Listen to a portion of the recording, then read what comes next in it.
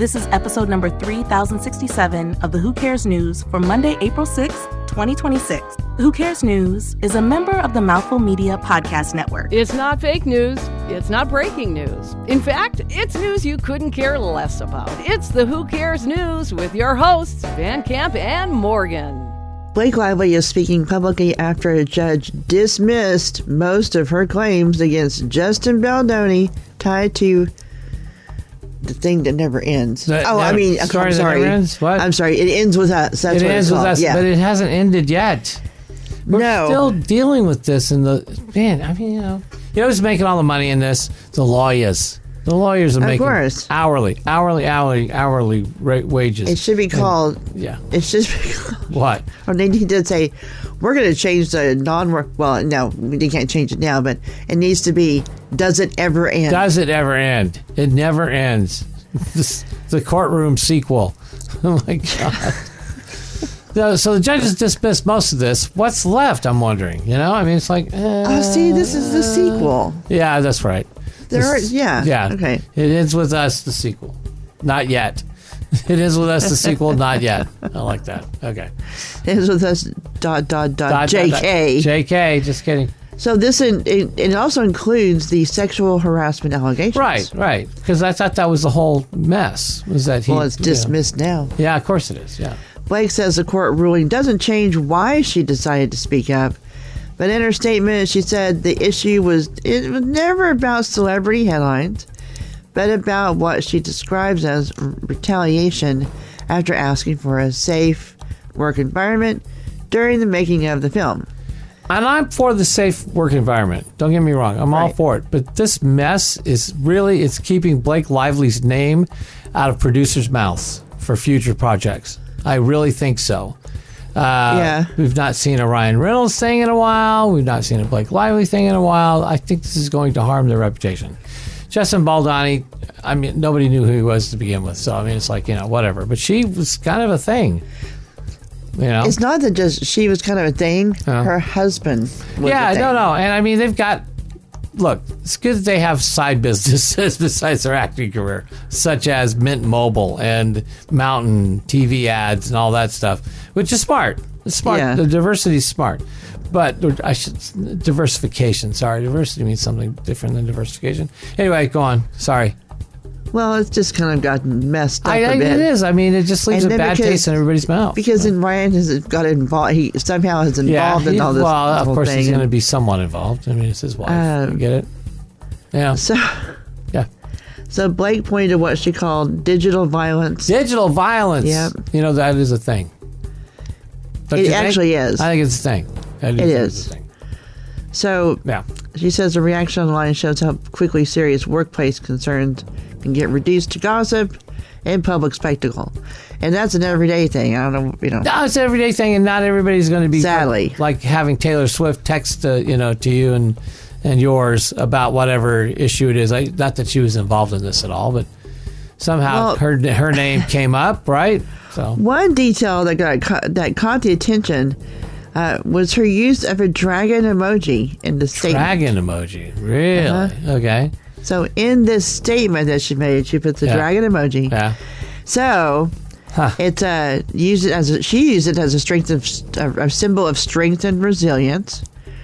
So reinforcing the idea that while the ruling was a setback, hey, she says, she's not considering the broader fight to be over. No, I don't think it's over yet. There's still more trial, but most of it's been thrown out. So I don't know. At this point, it should be less of a dragon and more of a unicorn in my mind. Well, I think part of this is that it seems like it's almost better that a lot of it did get thrown out. Oh, yeah. No, well, yes, of course. Too much. There was way too much stuff for them to try. So shore it up. Shore it up. That's right. Yes. The only people that are unhappy about shoring stuff up. Well, she still sees this as a larger issue about workplace safety, public backlash, and continuing to move forward in a difficult loss. But move on, Dragon Lady. Move on, Dragon Lady. But get ready. The lawyers are going to keep dragging this out because they make more money. That's right. They do. Ka-ching. Well, here's a sitcom twist that nobody asked for. Okay. the Brady Bunch siblings almost became a real couple. Oh, no. Were we talking about Greg and Marsha? No, we're talking about Jan. Jan? And Peter? No. And Peter. No. Eve Plumb and Christopher Knight. Wow. And while she said it was sweet enough, the whole thing crashed into one giant psychological speed bump. Now, you remember Chris Knight was on a reality show a few years back. Yeah. Whatever it's called. I am Christopher Knight or whatever. Yeah. But he still does furniture stuff. Does he still build furniture and stuff? Okay. Well, I don't think he does it, but he's got a company. He has a line. Oh, okay. Yeah. Well, I mean, the reality shows I recall didn't exactly paint him in a great light. No. For being a relationship partner. No. So maybe Eve, dodged a bullet on that one. Well, she says they spent, when you go on this date, and it's like, wait a minute. You spent all these hours together. You have been my brother. Yeah, that was a weird thing. Yeah. When the date started getting romantic, both of them reportedly just kind of burst out laughing. Oh, yeah. And the good news is that the awkwardness somehow made them even closer, and now they still keep in touch decades later. Best friends. Of course they are. Yes, they're best friends. They are. I wonder if he uses his pork chops and applesauce line on her. Maybe. The most famous Peter Brady saying, pork chops and applesauce. Yeah. I don't even get it. No, that's what he said one time. I know, but I don't get it. They were having pork chops and applesauce. He was trying to be some sort of, I don't know. I don't remember now. I don't remember. Anyway.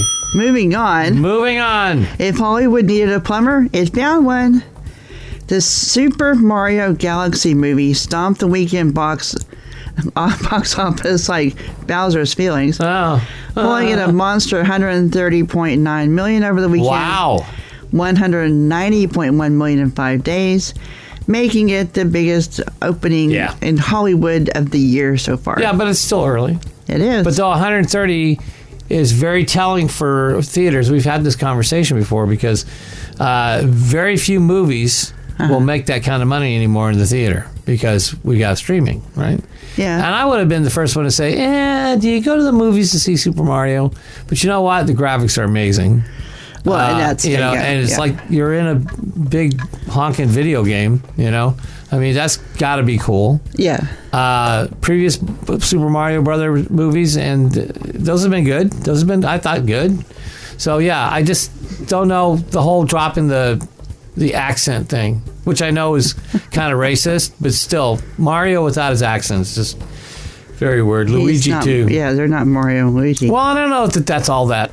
I don't know if that's all that racist. If you go to Disney California Adventure, they have the Luigi Roadsters, and they have Luigi over the PA. Luigi's speaking in an accent, an Italian accent. He sounds like Luigi. Yeah, let's go. So I don't know that it was really racist for Mario to have that. I mean, every video game has Mario with an accent. Hello, the video game. That's the voice of Mario. That's it. I don't know where you're getting all this other stuff from. Anyway, whatever.